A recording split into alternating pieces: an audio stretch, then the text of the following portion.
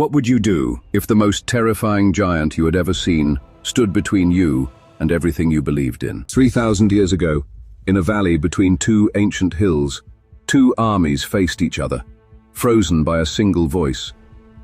Goliath of Gath, over 9 feet tall, bronze-clad, a lifetime of war. Every morning he strode to the camp's edge and thundered one challenge. "Send me your champion. One fight, winner takes all." For 40 days, no Israelite answered. A shepherd boy named David came not as a soldier, but to bring food to his brothers. Young, perhaps 17, he wore no armor, only a sling and an unshakable faith in Israel's God. Hearing Goliath, righteous fire rose in him. "Who is this uncircumcised Philistine," he asked, "to defy the armies of the living God?" Word reached King Saul. Saul summoned David and, incredulous, offered his own bronze helmet and coat of mail. David tried them, stumbled, and removed them. These were not his weapons. He answered instead with stories: the lion he had faced to save his sheep, the bear he struck down. Then the promise: "The Lord who rescued me before will rescue me now." David walked to a clear brook, knelt, and selected 5 smooth stones, each held up to the light and placed in his pouch. Sling in hand, he stepped toward the giant. Goliath laughed, offended that a boy stood before him. "Am I a dog?" he roared. David stood serene, eyes steady, voice ringing across the valley, not with rage but conviction. "You come with sword and spear.